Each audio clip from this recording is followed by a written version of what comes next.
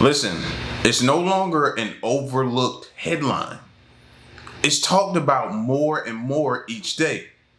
What's taking place underground in caves? Are there different and new ecosystems? Are there hidden civilizations that are in there or undiscovered? Or what's down there, wildlife? Or it's starting to become a topic, a huge topic of discussion, to the point to where it's unavoidable. You have to see it and hear about it and talk about it. And they have to figure out what's down there. I love it. I love it. All right. So we're going to get into this next video, man. Joe Rogan, Scooter Drones, shocking discovery in Mel's hole terrifies the entire world. So their conversation plus others' conversation and whatever discovery has possibly been made. Let's check them out. This was just a few months ago, was the discovery of this humongous crater. In the hills of eastern Washington keeps resurfacing a bottomless pit said to be a pathway to the paranormal. Across from me over here is the actual roadway into Mel's hole. Imagine a hole so deep it swallows all light and sound. When scientists sent a camera down into Mel Water's mysterious pit on Manuscript Ridge, they expected darkness, but not the shadowy, moving forms they saw lurking below. This simple hole, only about 9 feet wide, might be hiding entire unknown worlds or eerie creatures. What if we're on the edge of discovering something terrifying? Let us find out what secrets lie deep within the strange Mel's hole. A gateway to the unknown. In 2017, the team decided to lower a camera into the hole, expecting to see an end or at least something ordinary. But the camera showed something completely unexpected. The unclear visuals hinted at caverns and possibly even moving shapes, which made everyone even more curious. This discovery sparked interest and theories about underground ecosystems and possible connections to unexplored parts of the world. Mel Water's land on Manuscript Ridge became the center of this fascination. The hole, a perfectly round pit about 9 feet and 9 inches across, was wrapped in a massive stone structure and plunged into darkness, swallowing all light and sound. The void extended beyond the reach of any light or echo, suggesting an immense depth or a peculiar acoustic property that muted the noise of falling objects. Animals, especially Mel's dogs, never went near the hole, and even local wildlife seemed to avoid it. Mel noticed this behavior and the unusual quiet around the hole, adding an eerie feeling to its mystery. The local community had stories about the hole being used historically, perhaps as a sacred site, believed to be a portal between worlds. Mel, curious about his discovery, continued to experiment. He put together a series of fishing reels, each adding thousands of feet of line, determined to find the bottom. Every time, the line would unspool completely, reaching depths that seemed impossible. His most shocking moment came when he pulled up the weight to find it completely dry, suggesting that whatever the line passed through was not water, and possibly not any known substance. Driven by a mix of curiosity and determination, Mel kept experimenting, each time improving his methods and increasing his resources. The depth of the hole remained a mystery, as no matter how much line he added, the bottom seemed just out of reach. The community's interest grew as Mel shared his findings, leading to wild speculations and theories about the nature of the hole. The hole on Manuscript Ridge, now known as Mel's Hole, had captured the imagination of people around the world. It wasn't just its unfathomable depth that intrigued them, but the strange phenomena associated with it, from the lack of echoes to the unusual animal behavior and the strange lights and sounds reported by the neighbors during the night. As investigations continue, Mel and the team of scientists keep seeking answers to this profound puzzle. What lies at the bottom of Mel's hole, if there is a bottom at all, remains a compelling question. People from all walks of life are drawn to wonder, speculate, and explore the possibilities of this unusual and fascinating feature of nature. Historians and scientists have been fascinated by this mysterious hole for centuries, trying to figure out where it came from and what it is. Stories from the past say that many have tried to explore the hole, but no one has succeeded. Some geologists think it might be a strange natural formation, while others imagine it could be something more unusual, like a disturbance in the Earth's magnetic fields. One interesting story is from a... Now that's the part of it that I don't like to hear. You know what I mean? The bad side of it, even though I do need to hear it, and we all need to hear it, but that's the scary part of it, you know? What it could potentially mean for the planet.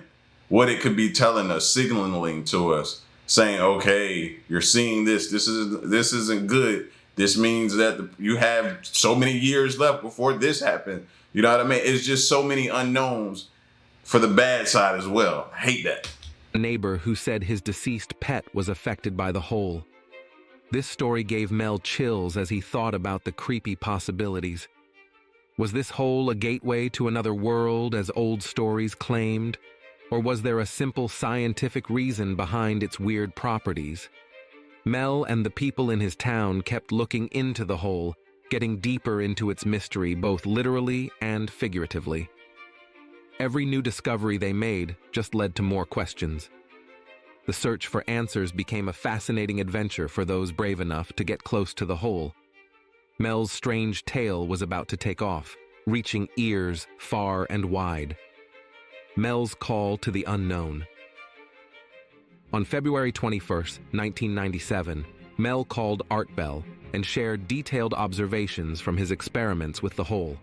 He talked about using a very long fishing line to measure its depth and how an old refrigerator dropped into the hole made no sound.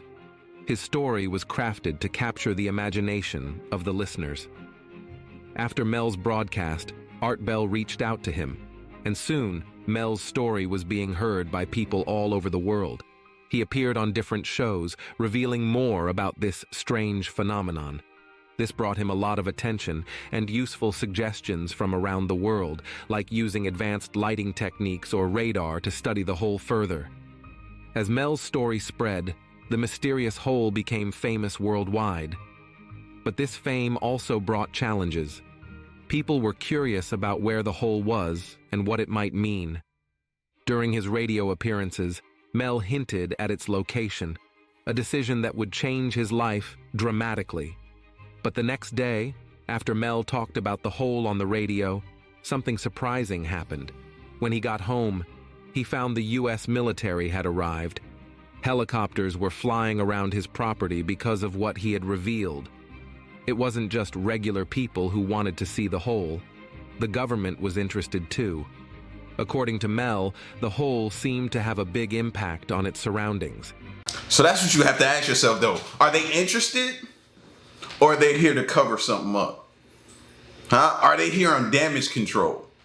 Like this wasn't supposed to get out. This leads to something that may point to us. All of that could be a possibility.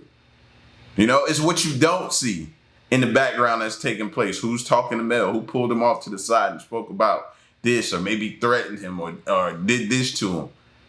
You know? And then what are they doing down there? Because you're not going to see everything.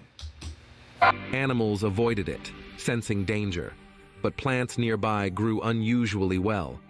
Electronic devices, especially radios, stopped working and filled with static when they got close to the hole, adding another layer to the mystery. As he played around with the radio, it just wouldn't work right, almost like it had a mind of its own. Sometimes, through the static, it would catch a signal from another world. He remembered one day at home when he was tuning in and suddenly heard old music from years ago. Trying to change the station, he found a baseball game playing. At first, he thought it was just the weird way radio waves worked, but then he realized this game wasn't live. Even scientists couldn't explain why this was happening, which left him and his friends thinking hard about the mysteries of the radio. What secrets could this radio be hiding? Could Mel ever find out the truth? They talked late into the night about the strange radio and what it might mean. After saying goodbye to Art, Mel went home and found his neighborhood blocked by soldiers. They had heavy machinery and were on high alert. When he asked, they said there was a plane crash, but there was no smoke or wreckage. Mel, who often reported on the strange pit on his land, wasn't allowed in during the investigation. Every time he tried to talk to the authorities, he was stopped by a shady person who hinted that Mel's ownership of his land was in danger. This person even suggested making up evidence against Mel if he didn't cooperate. Mel was furious and threatened to tell the media, but his threats were ignored. But Mel had already told Art Bell and his radio listeners about the mysterious pit. A few days later, Art called Mel for an update. Mel shared a story from a neighbor who saw a dark beam shooting from the pit, cutting through the clouds. Mel hadn't seen it himself, but it added another strange detail to the mystery. Now, Mel's story was stirring up more curiosity and fear. Washington's Whispering Woods. As Art and others looked into the strange happenings in this part of Washington state, they found many stories about UFOs and unexplained disappearances. Local legends talked about ghostly figures and strange events that seemed to break the laws of nature. Each new story made people more curious and a little scared. People had different ideas about what was going on, from secret government projects to aliens. Theories and fears spread, pushing the community to learn more about these strange events. Interestingly, more secrets about government activities began to come out, hinting at conspiracies. While the radio show made people think about the mysterious pit, one popular idea was that it might be a portal on Earth's mystery field line, possibly leading to other times and places. This idea fired up everyone's imagination, making them picture the pit as a gateway to unknown worlds. But this wasn't the worst part. Could it be that this pit was much more dangerous than anyone thought? The area was often seen as just a storage space, a place where old artifacts and strange creatures might be hidden. But some people had a different idea. Maybe the big opening wasn't just a storage room, but an underground waterway, like the ones found under big cities. They had lively debates, imagining where the tunnel might lead and what it might be for. They created... You think the military is being dispatched to just a simple underground waterway? You think that's what's happening?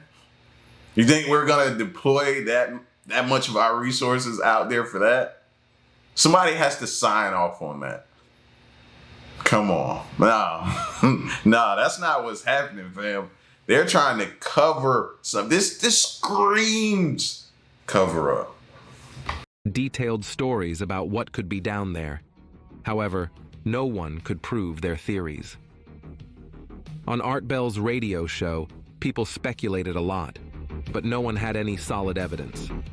Driven by curiosity and the lack of proof, Art Bell decided to investigate. However, like Mel before him, Art couldn't find the exact location of this mysterious hole. Undeterred, he asked local residents for help, hoping their knowledge of the area might provide clues. During his search, he met an elderly local who told stories about the hole's interesting past, suggesting it might have been used for rituals or ceremonies by ancient civilizations. Listeners of Mel's radio show were fascinated by these stories. They imagined everything from hidden chambers filled with treasures to simple explanations like an ancient irrigation system. As Mel fueled their imagination, some people started worrying about privacy and government interference, especially when they heard that government agencies were interested in Mel's findings. This added a new level of concern, with rumors about secret government operations and mysterious agents. The lack of clear answers left both locals and distant listeners eager for more information. And they wonder why we have trust issues. Wonder why we don't trust them, fam. Situations like these. Because they show up, they're so cryptic, they don't tell us anything, like nothing. We understand that it's a lot of stuff you got to keep top secret, but you can give the public something to ease their mind. Nothing. We get nothing. It's all cryptic. Things start happening. People are hushed. Like, this has been going on since forever, so you wonder why we have trust issues. A television crew decided to investigate the mystery. With cameras rolling, they went to the supposed location of the hole. When they arrived, they found an eerie mist that made the place look very different from Mel's descriptions. The silence was unsettling. As they explored, they found strange rock formations with ancient symbols, suggesting the site was more significant than just a natural feature. While looking through documents at the site, the team found strange markings and symbols, hinting at a level of planning and sophistication not typical of ordinary activities. Among the documents were plans for advanced surveillance systems and modern weaponry, suggesting a secretive and large-scale project. Their exploration uncovered a network of underground tunnels and foundations, cleverly hidden to blend with the natural landscape.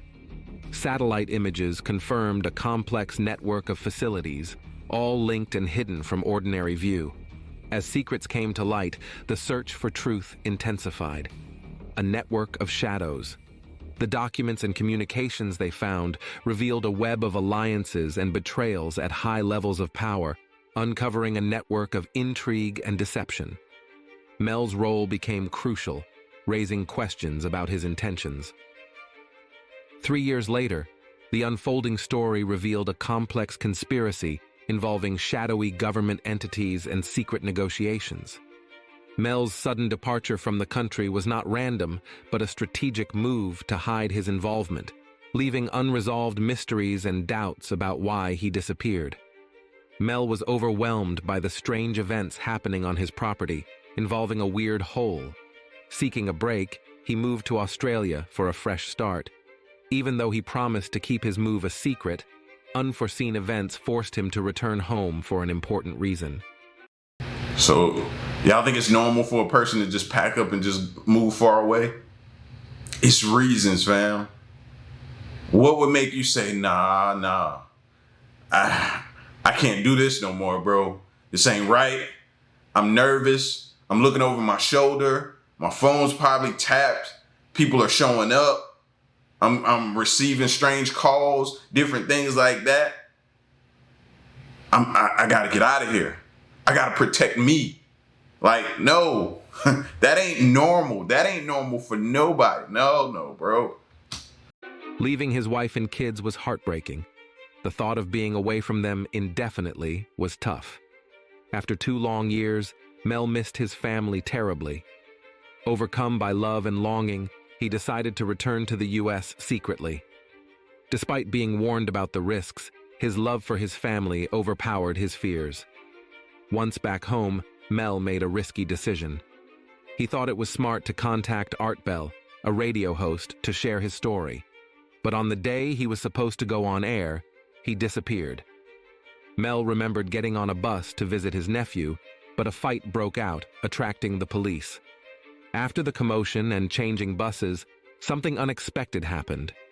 Shortly after boarding the new bus, Mel passed out. When he woke up, he was in San Francisco, having been unconscious for 12 days with no memory of what happened. His pockets were empty, no wallet, no keys. A pain in his arm revealed needle marks, suggesting he had been on an IV. Confused and disoriented, he also noticed the taste of blood in his mouth and found his back teeth missing. As he tried to make sense of things, his life turned chaotic. Legal troubles piled up, accusing him of unauthorized construction and tampering with power lines. Despite explaining his innocence and the government's involvement with his property, the legal issues grew worse. Shortly after talking with Art Bell, his bank accounts were drained. It was a clear warning from mysterious figures to stay quiet or face serious consequences. And now you see why people won't come forward about UFOs. Even though those 3 pilots testified before Congress, you see now why people won't come forward. Because they're worried about their livelihood as well as their families and their loved ones. Like, no, nobody's going to come forward with the threat of something like this happening. No one. The attempts to silence him only sparked more curiosity. Rumors and doubts spread, but the truth couldn't stay hidden forever. Art Bell saw how serious Mel's story was and decided to highlight it, hinting at a secret mission involving a TV crew. This set the stage for a deep dive into the strange events that had taken over Mel's life. This saga, filled with legal fights, mysterious incidents, and Mel's struggle to be with his family, continued to draw attention as the truth fought to come out of the shadows. In a remote area, a sense of curiosity was growing, promising a story that would reveal hidden truths. Despite their best efforts, the explorers came back with nothing, unable to find any proof of the hidden pit Mel claimed to have discovered. To make things more complicated, there were reports of unusual military activities nearby, hinting at a secret operation happening underground. The expansion of the restricted airspace only added more questions, catching the attention of both believers and doubters. Looking back, it's clear that detailed satellite images were rare at the time. Before Google Earth, the Terra server was an early mapping tool but had its own issues, like blacked-out areas. These missing parts of the map made Mel's story seem more believable and made people wonder what might be hidden in those restricted zones. As more people supported Mel's claims, critics argued that Mel might have seen the blacked-out section on the map and made up his story. But this idea fell apart under closer examination. The Terra server wasn't available when Mel first reported his discovery, which weakened the argument that he fabricated the story. Just when it seemed like the mystery was close to being solved, a new twist added more intrigue. At this point, a group of Native Americans reached out to Mel, inviting him to Nevada. They shared their own experiences with a mysterious, seemingly bottomless pit, similar to what Mel had described. Mel went to the site with members of the tribe. Although he didn't go down into the pit, his talks with the Native Americans and the local Basque community led to detailed discussions about this strange phenomenon, mixing ancient stories with modern curiosity in an ongoing tale of discovery and uncertainty. Everyone agreed that things seemed normal, but they still felt they had to make sure he wasn't connected to groups like CNN, the FBI, or the CIA. These groups were known for poking around where they might not belong. Once they were sure they could trust him, he walked up to the edge of the pit for a closer look. As he looked in, a silent question was on everyone's mind. What was hidden below? This pit was unlike any he had seen before. It wasn't on an Indian reservation, but on land owned by a group called the Basques. This place wasn't random. It had a rich history tied to a unique community whose roots went back to the borderlands between France and Spain. The Basques people had moved to the United States, picking Nevada as their new home in the 1800s. For generations, they had used this land mostly for sheep farming. They believed this pit had been part of their land for over 200 years and considered it sacred. Unlike the other pits he had seen, this one had some special features. It was lined with a special metal that seemed to go down into the earth forever. Also, the pit gave off a noticeable warmth, making the air around it unusually warm. Then something surprising happened. When he accidentally dropped a tool onto the metal lining, there was no clanking sound. No sound came back up, suggesting the pit absorbed noises, adding even more mystery to their discovery. Everyone there felt a mix of awe and curiosity as they stood around this strange hole, wondering about its origins and meaning. The more they observed, the more questions arose. They noticed the pit seemed to have a slight glow at certain times of the day, almost like it was alive in some way. This glow made the Basques even more protective of their sacred site, adding to the sense of wonder and mystery surrounding the pit. What do you think lies at the bottom of Mel's hole? Could it be a portal to another dimension, or is there a scientific explanation for all the strange phenomena? A gruesome discovery took place in Egypt some years ago. You want to hear about it? 16 human hands, carefully buried in 4 eerie pits. They didn't look too much like human hands at first, since they were abnormally large, but they were. Weirdly, there were only right hands. No left hands were in sight. It turned out that it points to the practice of an ancient dark ritual. Old Egyptian art and tales talked of a ceremony where warriors would present the right hand of their adversaries as proof of victory and ask for gold in return. Egyptians believed in the afterlife, so cutting off someone's hand meant you cut off their power eternally. Guaranteeing this type of defeat was interesting to the winning party. Here, the fight was between Egyptians versus Hyksos, who lived in what was once known as Canaan. Egypt has always been the center of some history-changing findings, and some time ago, this papyrus was found. If we stretched it open, it would be just a tad bigger than the height of a skyscraper. The world's tiniest skyscraper, I mean, which is located in Wichita Falls, Texas. When humans didn't write on their Notes app, they wrote on this thing, made from the medulla of a papyrus plant. Around 2,000 years ago, ancient Egyptians wrote something reminiscent of a book where they describe most of their funerary traditions and their visions of the afterlife. It's considered one of the most important texts from ancient Egypt and is still sold in bookstores to this day. This ancient manuscript was unearthed from a chamber located just south of the Pyramid of Djoser, located in Saqqara. Oh yes, Djoser is the oldest pyramid in Egypt and not the Giza pyramids like most people think. So recently, the site of Saqqara buzzed with excited archaeologists who probably found one of Egypt's oldest complete mummies. They believe that this beautiful and well-preserved mummy was that of a wealthy man. He was discovered in a deep shaft, covered in layers of gold leaves. There are many symbols that show he was an important and wealthy man, like the band he wore on his head, the bracelet on his chest, and the fact that he was embalmed with a tunic, which was reserved for Egypt's finest. The most exciting part of the entire discovery was finding the resting place sealed with mortar, just as the ancient Egyptians had left it 4,300 years ago. Now this may sound weird, but back in 2008, archaeologists discovered a missing pyramid. Now it went missing because it deteriorated over the span of 4,000 years. I thought that was a myth and wasn't true. I've heard about that, but I've heard other people discredit it and say it wasn't true. Now, which one is it at this point? And why is someone going through great lengths for us not to know about it? See, this is my issue that I have, bro. It's like sometimes you don't know what to believe. I heard about this, but it was like, no, not true. Don't believe that. That was fabricated. Today, you can only see its base. It was a pretty important site back in ancient times. It is said that around the area of the pyramid, the ancients hosted a special type of ceremony where high priests would carry mummified remains of sacred bulls. Now, here's a fun fact.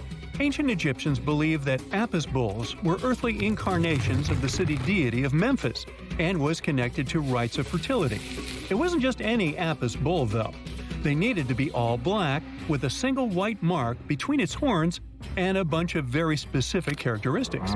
They were selected by the local priests and honored until they passed away. After that, they were mummified and buried in underground galleries. Meanwhile, this missing pyramid sort of disappeared around the 1800s. It was a German archaeologist who first found it in the village of Saqqara. He called it the Headless Pyramid when he first found it. But then, years after the official discovery, the desert sand came along and covered the whole thing. There were some excavations between the 19th and 20th centuries, but they weren't too systematic. That's why scientists were so thrilled when they dug an entire pyramid's base after removing the 25-foot mound of sand that was covering it. Oh, and it turns out American archaeologists are excavating a cemetery in Egypt that could contain over 1 million mummified bodies. So far, archaeologists have dug around 1,700 mummies. One of the main differences from other classic Egyptian mummies is that these people weren't kings and pharaohs. They were commoners that most likely lived about 1,500 years ago, when Egypt was controlled by the Roman and Byzantine empires. The name of the cemetery is cool, though, the Way of the Water Buffalo, just in case you want to check it out on your next trip. Other than bulls and buffaloes, ancient Egyptians also liked baboons. Are you seeing a pattern here? In the beginning of the 20th century, archaeologists discovered a site filled with mummified baboons in a place called, guess what? The Valley of Monkeys. An animal wouldn't have been mummified if it wasn't considered important. Certain animals were more important than others, since they were linked to specific deities. Jackals were connected to Anubis, the ancient god of the afterlife, and cats were likened to the female deity Bastet. Baboons were a pretty big deal. since they were believed to be connected to Thoth, the deity of wisdom and advisor to Ra, one of Egypt's supreme deities. The archaeologists who studied these animals weren't too happy. They think these baboons were kept inside and were deprived of sunlight for most of their lives. They had extreme vitamin D deficiencies and they were poorly fed. Maybe Thoth got angry with these baboon keepers. Just a guess. Since there's never a boring day for archaeologists in Egypt, they also found human mummies with golden tongues. Since Egyptians were all about the afterlife, they believed that golden tongues might help a person speak once they pass to the other side. I mean, it's a long shot, but hey, why not? Some of these mummies were placed in wooden coffins with goods, such as necklaces, pottery, golden artifacts in the shape of lotus flowers, and scarab beetles, and iPhones. Just kidding. A new temple was also unearthed recently in Egypt. Scientists believe it was dedicated to honor Zeus Cassios. That deity would be a cross between Zeus, the almighty Greek deity of the sky, and Mount Cassios. While digging around the Sinai Peninsula in Egypt, archaeologists spotted 2 pink granite columns poking out of the ground, and bingo. They believe these columns represented the temple's front gate and collapsed during an earthquake many years ago. And speaking of deities, there weren't only super serious deities. Recently, scientists unearthed a golden ring in a city south of Cairo. No, Frodo, it's not magical. It was a normal gold ring, but it had the depiction of the deity of fun, officially named Bes. This deity is often described in sacred texts as a happy, chubby dwarf. Today, many tattoos we get are sorta deprived of any sense and are made of aesthetic purposes only. In ancient Egypt, though, women would get tattoos as a token of protection for childbirth. That's what scientists think, at least. Around the Nile region, scientists found some mummies that had well-preserved tattoos, which is a rarity since the skin deteriorates so easily. I'm confused. Protection? Meaning if she's tattooed, she's off limits? Is that what they're trying to say? Like, she's off limits, maybe? I'm confused by that one. Let me go back and hear that again. Women will get tattoos as a token of protection for childbirth. That's what scientists think, at least. Around the Nile region, scientists found some mummies that had well-preserved tattoos, which is a rarity since the skin deteriorates so easily.